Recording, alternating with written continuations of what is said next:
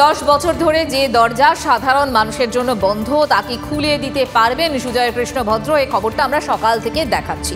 নিয়োগ দুর্নীতিকাণ্ডে যিনি গ্রেফতারের পর গত 4 মাস ধরে আমার আপনার করের টাকায় সরকারি হাসপাতালে ভিভিআইপি পরিষেবা পাচ্ছেন সেই সুজয় কৃষ্ণ ভদ্রের হৃদযন্ত্রের মাংসপেশির সক্ষমতা যাচাইয়ে স্ট্রেস মায়োকার্ডিয়াল পারফিউশন স্ক্যান টেস্টের পরামর্শ দিয়েছেন এসএসকেএম চিকিৎসকরা। এই চিকিৎসা করার ক্ষেত্রে অবশ্যই বেসরকারি হাসপাতালের কথা বলা হয়েছে এসএসকেএম এর তরফ থেকে, কিন্তু বক্তব্য যে এই যন্ত্র এসএসকেএম এরই আছে। এই তথ্য টিভি9 বাংলার হাতে রয়েছে এক্সক্লুসিভ। সেই তথ্য আপনাদের সামনে আমরা তুলে ধরেছি।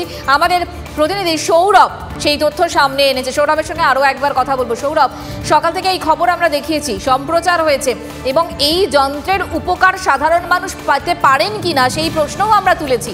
তারপর কোনো আপডেট, কোনো নরণচরণ? মঞ্জিরা, দেখো, যে কথা সকাল থেকেই আমরা বলছি, আমাদের দর্শকদেরকে জানাচ্ছি যে সরকারি স্বাস্থ্যক্ষেত্রে একটা চালু রসিকতা হলো যে সব আছে আবার কিছু নেই। সেই জায়গার থেকে দাঁড়িয়ে পর নতুন করে সুজয় কৃষ্ণ ভদ্র যেই হাসপাতালে ভর্তি রয়েছেন এসএসকেএম হাসপাতালে গত 4 মাস ধরে, সেখানে নানা রসিকতা তৈরি হয়েছে। সেই তার মধ্যে এটা নতুন একটা সংযোজন, কারণ যেখানে এসএসকেএম কর্তৃপক্ষ সুজয় কৃষ্ণ ভদ্রের দ্বিতীয়বার বাইপাস সার্জারি হবে কিনা, তার অ্যাঞ্জিওপ্লাস্টির পথে হাঁটবেন কিনা, তার জন্য আরও একটা টেস্ট করাতে চাইছেন সুজয় কৃষ্ণ ভদ্রের চিকিৎসকেরা, যে টেস্টের নাম স্ট্রেস মায়োকার্ডিয়াল পারফিউশন স্ক্যান। এবং যে টেস্ট এসএসকেএম কর্তৃপক্ষ প্রেসিডেন্সি কর্তৃপক্ষকে জানিয়েছেন, একই সঙ্গে ইডিকেও জানানো হয়েছে যে এই টেস্টের পরিকাঠামো সরকারি কোথাও নেই, তাই তারা এই রোনাল্ড রস কিন্তু সেই চারতলায় গত 10 বছর ধরে যে যন্ত্র, সে যন্ত্র নিউক্লিয়ার মেডিসিন বিভাগে রয়েছে। দীপঙ্করকে একটু বলবো রোনাল্ড রস বিল্ডিংটার দিকে তাকিয়ে দেখানোর জন্য।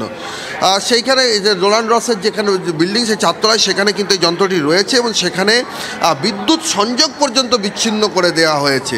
বিদ্যুৎ সংযোগ বিচ্ছিন্ন করার বিষয়টি কেন গুরুত্বপূর্ণ হয়ে দাঁড়াচ্ছে? কারণ যদি এসি মেশিন যদি চালু থাকতো তাহলেও যন্ত্রটা একটা ভালো অবস্থায় থাকার একটা আশা করা ছিল, কিন্তু সেই আশাটুকুও নষ্ট হয়ে গিয়েছে। দেখো, সুজয় কৃষ্ণ ভদ্রের জন্য এসএসকেএম কর্তৃপক্ষর প্রাণ কাঁদে। এসএসকেএম কর্তৃপক্ষ এসএসকেএম কর্তৃপক্ষ প্রেসিডেন্সি জেল কর্তৃপক্ষকে চিঠি লেখেন যে দ্বিতীয়বার বাইপাস বা দ্বিতীয়বার অ্যাঞ্জিওপ্লাস্টি বা বাইপাস সার্জারির প্রয়োজন আছে কিনা হৃদযন্ত্রের মাংসপেশির সক্ষমতা যাচাই। সৌরভ, এদিকে আমাদের নজর থাকবে। সৌরভ, নজর থাকবে। কালীঘাটের কাকু বারবার করে অসুস্থ এবং তার জন্য মেডিকেল বোর্ড গঠন হয়েছে এবং একাধিক বিষয় সামনে এসেছে, যার ফলে তার গলার যে নমুনা সংগ্রহ করার কথা ছিল, স্বরের নমুনা, সেটা কিন্তু করা যায়নি। এবার কি জানা যাচ্ছে? জানা যাচ্ছে যে কাকু অসুস্থ নন, তিনি সুস্থই আছেন। আদালতে কালীঘাটের কাকুর জামিন মামলার শুনানিতে জানিয়েছে দাবি, এরকমই জোরালো দাবি ইডির। আদালতের নির্দেশের পর আজ পর্যন্ত কাকুর ভয়েস স্যাম্পল টেস্ট করা যায়নি। আরও কি জানা যাচ্ছে? সিজার মন্ডল আমাদের সঙ্গে রয়েছেন। সিজার, জামিন মামলাতে ইডির তরফ থেকে আইনজীবী ফিরোজ এডুলজি বারবার যে প্রশ্নটা করেন, তার যে শারীরিক অসুস্থতার কারণ দেখিয়ে জামিন চাওয়া হচ্ছে, সেই শারীরিক অসুস্থতা আদৌ কতটা সঠিক?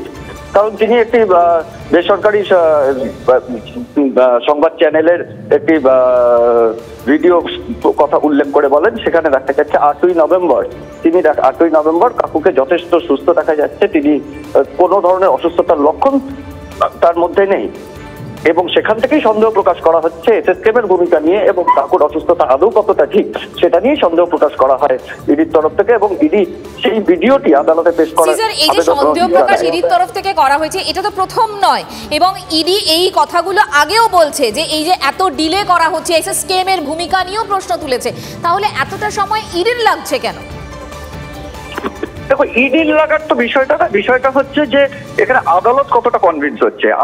আদালতে যেহেতু এই জামিন মামলা করা হয়েছে, জামিন চাওয়া হয়েছে, আদালতকে সেটাই ইডি বারবার বোঝানোর চেষ্টা করছে, এবং সেখানে তারা ডিজিটাল এভিডেন্স দিয়ে বোঝানোর চেষ্টা করছেন যে এখানে কোনোভাবেই কিন্তু কাকুর অসুস্থতাটা যেভাবে দেখানো হচ্ছে সেটা সঠিক নয়। এবং সেই সামগ্রিকভাবে শুনানির পরে মঙ্গলবার পরবর্তী শুনানির দিন ধার্য করা হয়েছে, এবং সেই ভিডিও যদি সামনে আসে, প্রকাশ্যে আসে, সেটা দেখবেন বিচারকরা এবং বিচারপতিরা দেখে তারপরে সিদ্ধান্ত নেবেন। ধন্যবাদ সিজার।